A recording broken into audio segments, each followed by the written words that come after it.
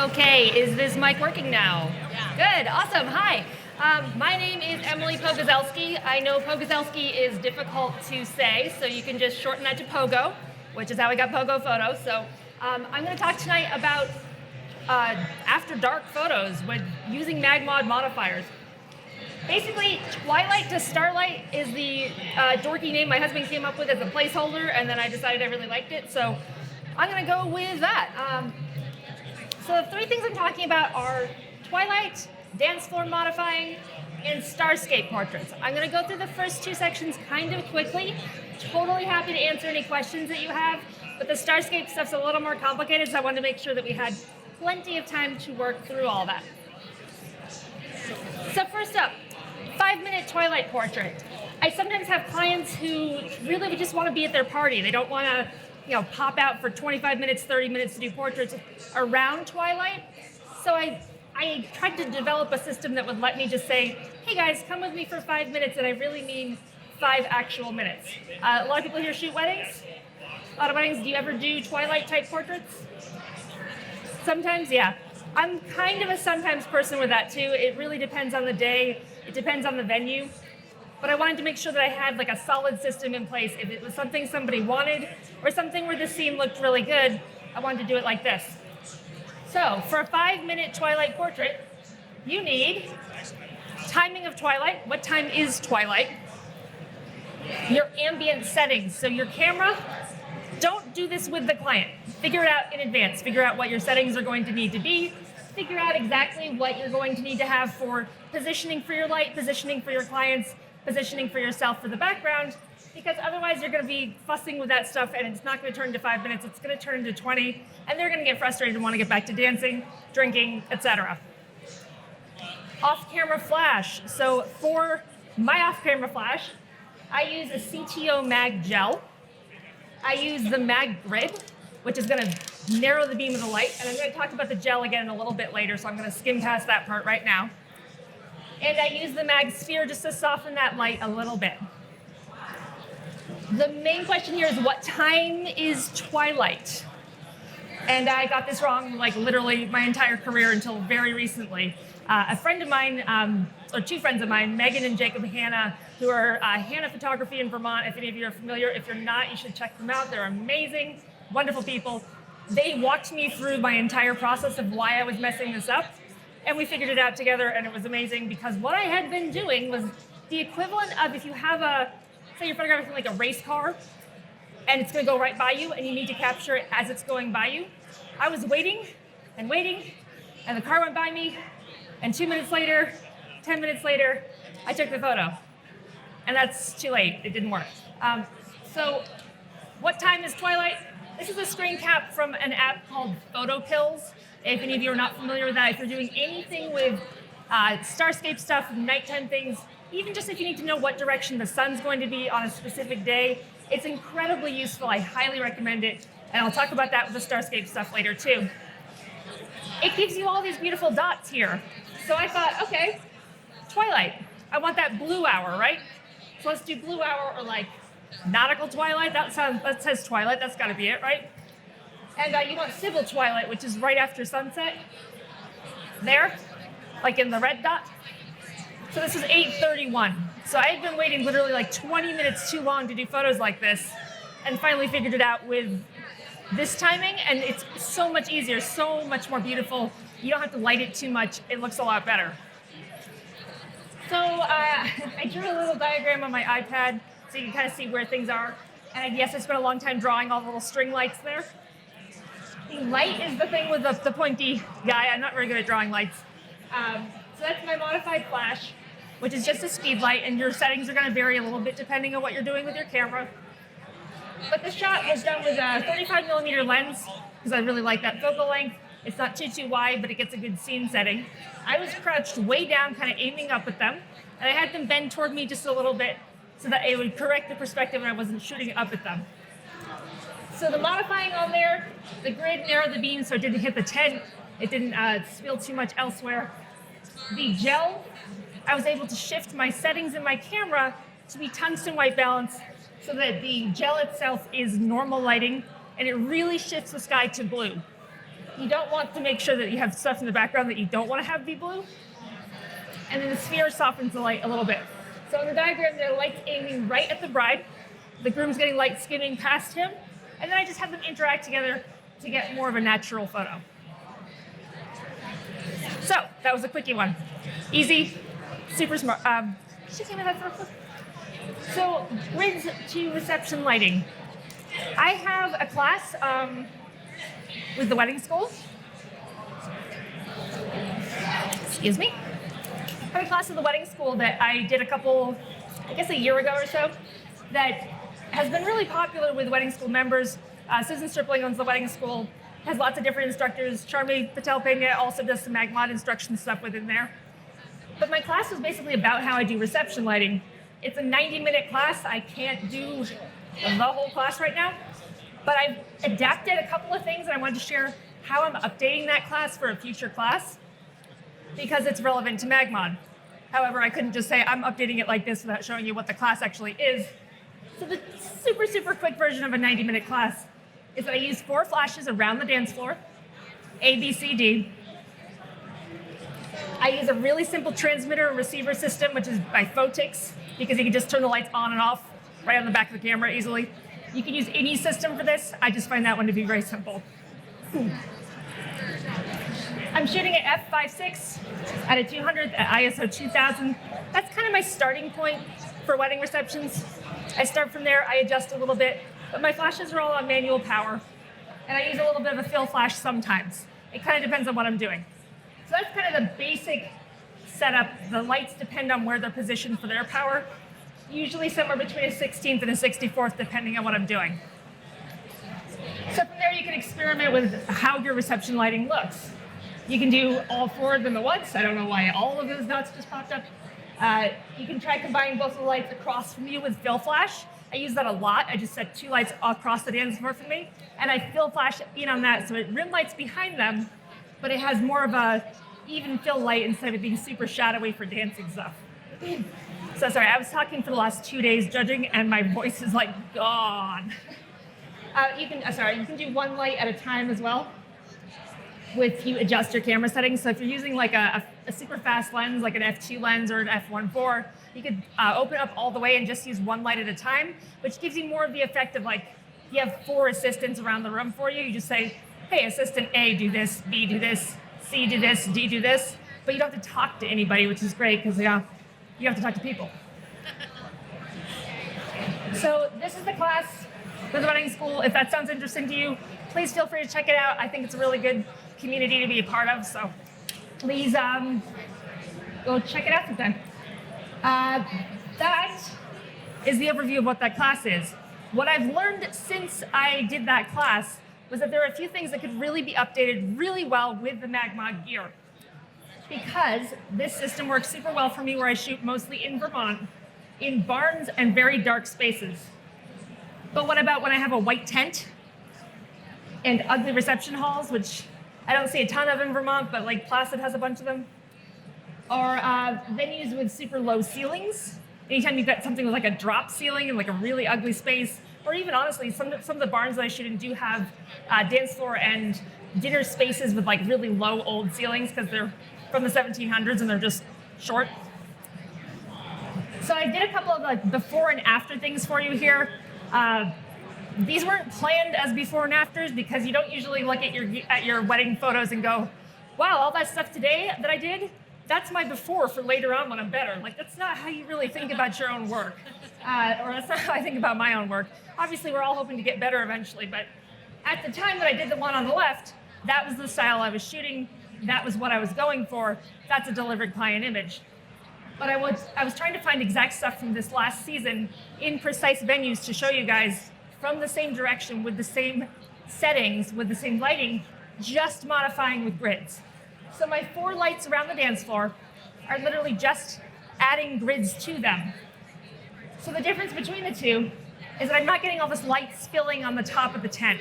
So I'm not having my eye be drawn up by all this distracting lighter information at the top of the tent. Nothing else has changed. I'm not using an on-camera flash.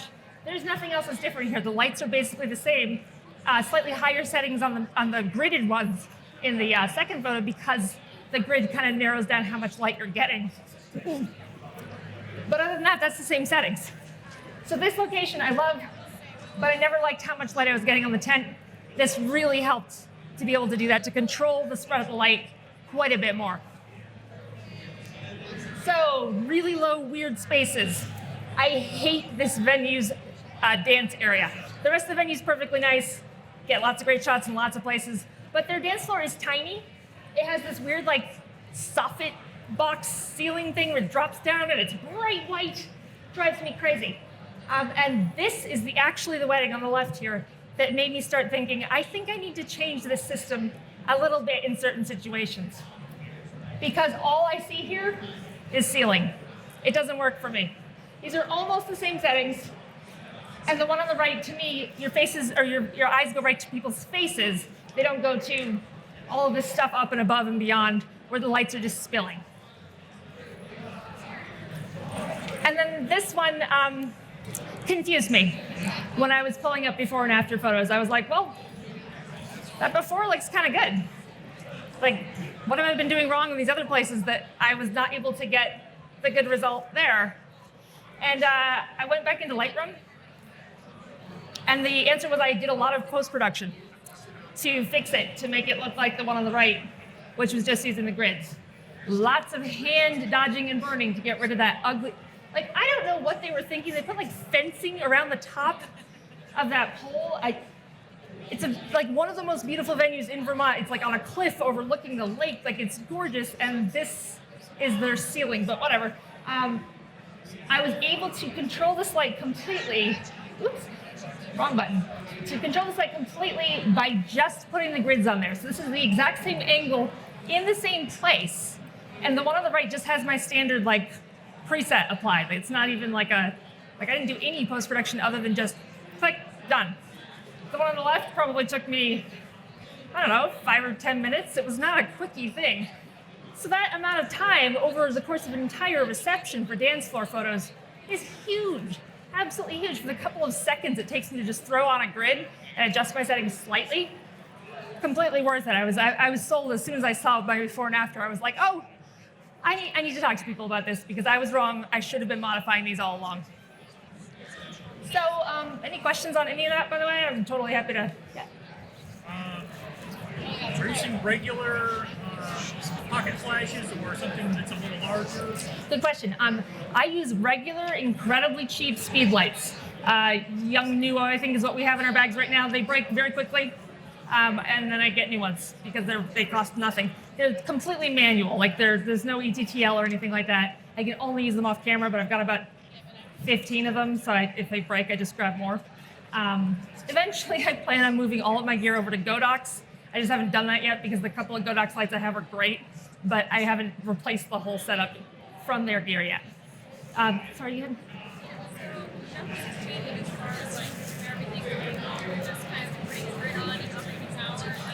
Right, so things have changed a little tiny bit.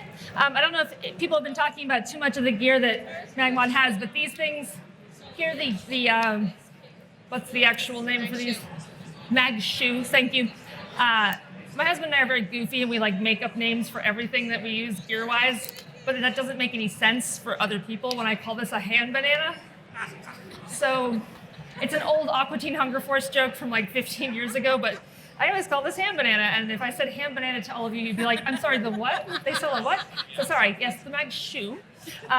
So these let you angle a little bit. So I'm doing one click down with them so that it's aiming a little bit more at the heads of people. I was doing that sometimes before, but it wasn't as consistent as using this, which is a super easy product to use and happens to work for the softbox. Yeah, the bag box, sorry. Yeah. Just real quick, on your the flash heads, are they zoomed out or wide as possible? Or? They're just at their standard setting. Yeah, the grid actually kind of does the effect of zooming for me, which is perfect. This is exactly what I need to keep the spill off from being on the ceiling. Anything else on those before I move on to astrophotography stuff? No? Okay.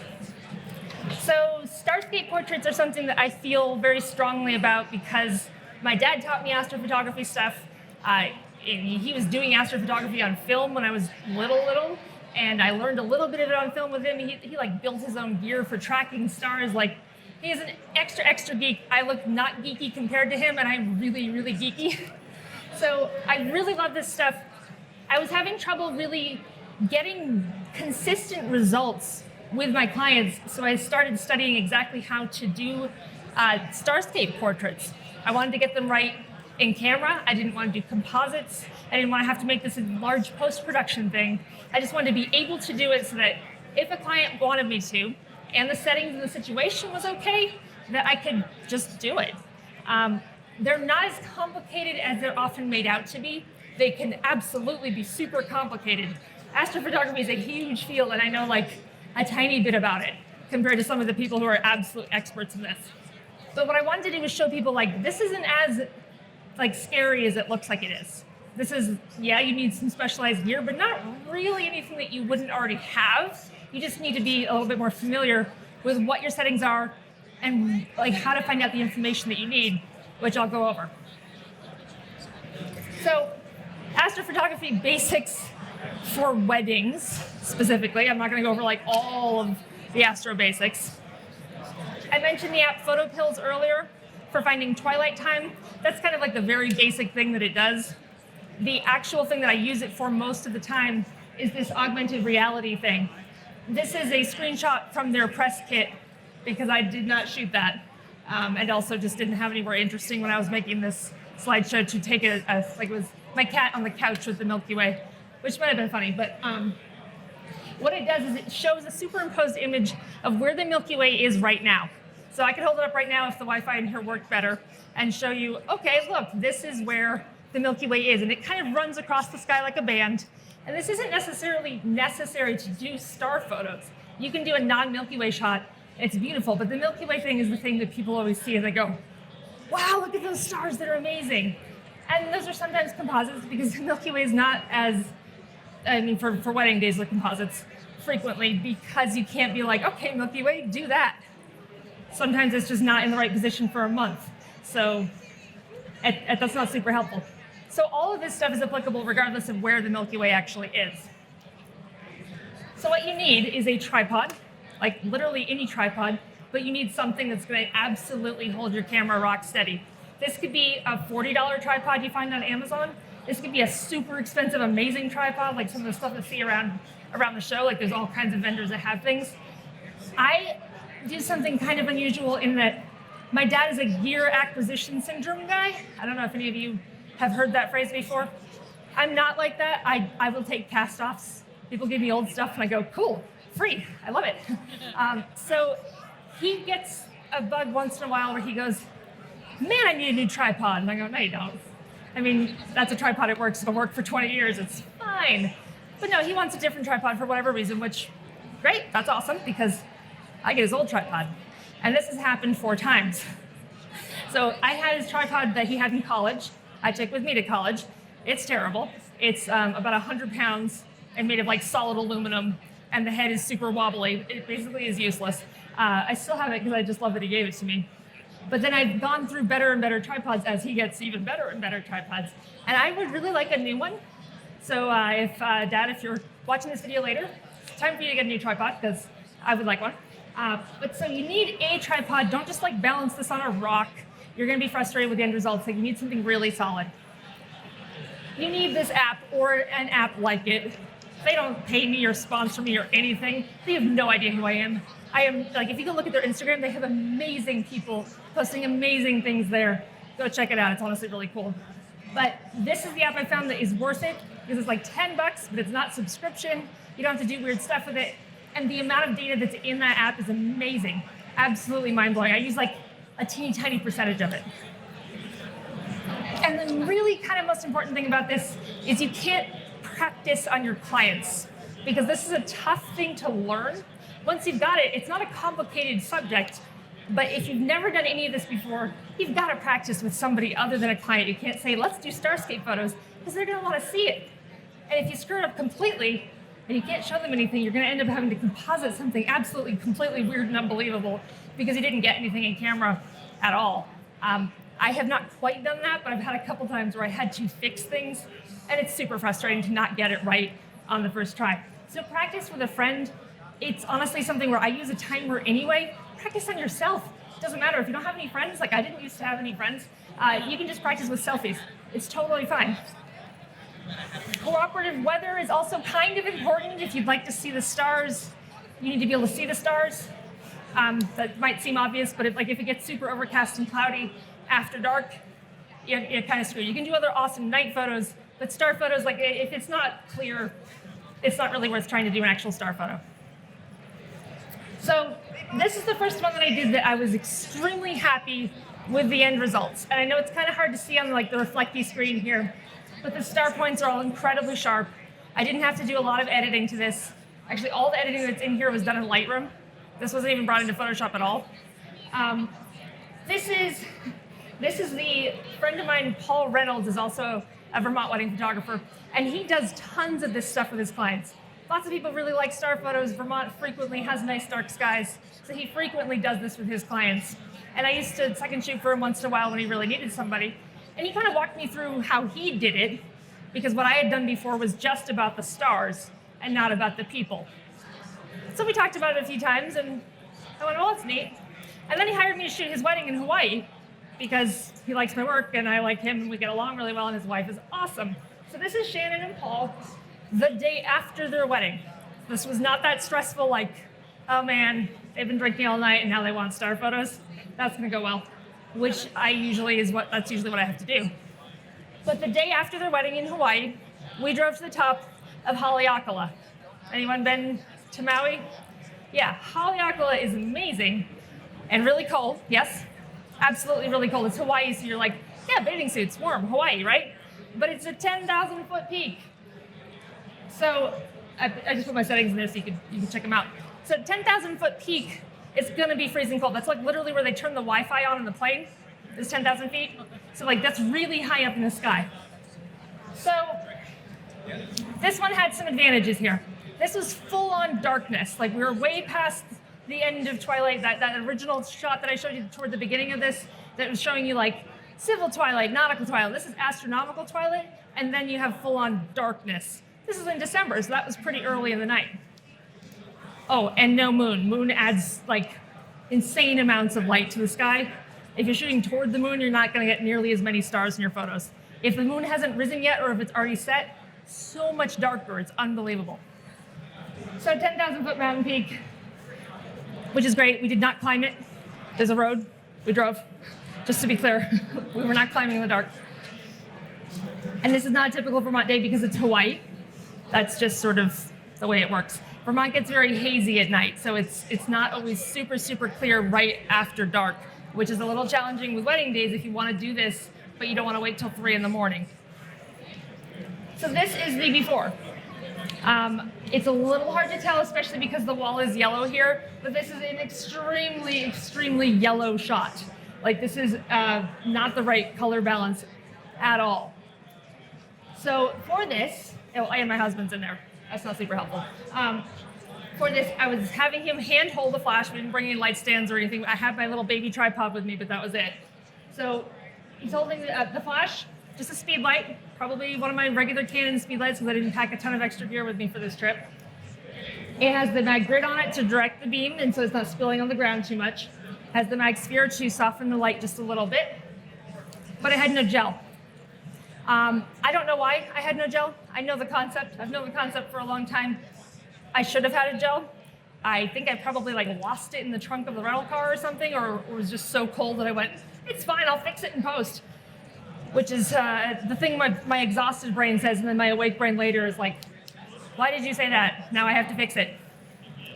So I've had a couple questions about this in the past, which were, could you just change the white balance of the whole photo? Like just shift it all to blue and fix it? And no, because then they're incredibly blue. So if I want to get the sky to where it should be, not at all. So that's where the gel comes into play here.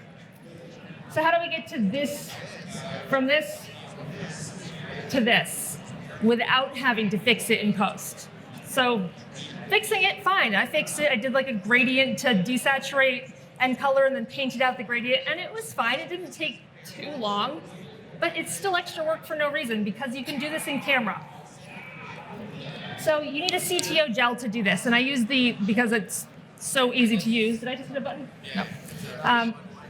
CTO is color temperature orange. Don't think they have one. Oh, yep, they do. So it's not this one. This is a purple one, but it's in the gel holder. And I just layer it right here with the grid, with the sphere. Pops on, super easy. If I hadn't lost mine or misplaced mine or whatever that night, I would have had it on there because it only takes a second. I used to use like the flimsy ones. I don't know if you've they're like pieces, like actual just gels, and they're like floppy sheets of things, and they blow away in the wind, or they get taped to like my back or something. Like this is way better. So color temperature orange is going to let you, basically it's light, everything you're lighting is going to be very orange. And then everything that you do in camera, if you shift it to match that orange, to make that orange not be orange anymore. So you're gonna shift your white balance. You can do it manually if you have like a custom setting that you prefer to have things a little cooler or a little warmer. I usually just set to tungsten and go from there. Sometimes I'll dial it in manually if I'm feeling really specific about how warm or not warm I want it to be. But you can just set it to tungsten to start with. It's pretty simple that way. So set your white balance to tungsten, use the gel with your flash, avoid fix it in post. It's really, honestly, kind of that easy. So 18 months later, finally, I had a client who really wanted starscape photos and I could actually do it right. Hilariously, this client saw the previous photo when she contacted Paul and said, Paul, will you shoot my wedding? And Paul said, I'm already booked because I'm very popular. But hey, my friend Emily just shot my wedding, and look at this starscape photo. You wanted a starscape photo, she can do this too. And she went, I love it, it's amazing. And he went, I love it, it's amazing. And then she booked me, which was great. And I said, well, okay, yes, I can do them, but your wedding is on June 22nd. Does that ring a bell to anybody? It's the summer solstice. It's literally the longest day of the year. It doesn't get full on dark in Vermont until after 10:30 at night. It's not ideal, like for trying to do a whole wedding day and then also do after dark photos. It's just a very long day that way. I don't mind long days. I'm not going home to a babysitter. I don't have kids. The cat doesn't care when I get home. But other people are usually a little drunk by that late in the night. Most weddings anyway that I shoot. So longest day of the year, and of course it's a hazy night. Like sunset comes, it's kind of hazy, really beautiful glowy light, not ideal for this. But I stepped outside at one point toward the end of the reception and I went, oh, it changed. Like it absolutely changed to absolutely perfectly clear, incredible skies. Had a tiny bit of haze toward the bottom of the sky, like right at the horizon, but the whole Milky Way was visible. It was insane. But at the end of a wedding day, there are lots of distractions, like lots and lots of distractions. So you not only have the bride and groom who've been drinking for most of the evening, which, like you do, but that's fine. We also had, well, the bride is a wonderful nurse who had planned her drinking around this photo. So she drank early, and then she sobered up a bit so that she could enjoy having this done and not just be wobbling around for the whole thing.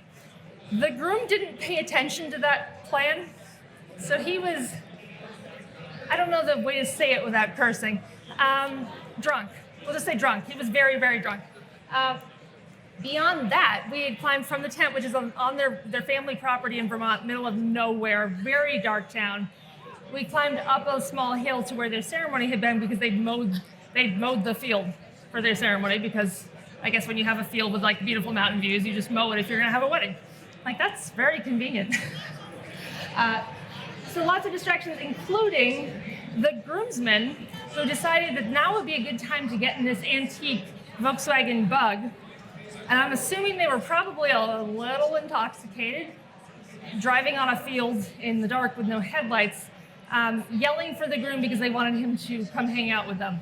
So they're driving up toward us in this very loud, like very scary sounding Volkswagen Beetle that probably shouldn't be on the road at all, and definitely not with them driving.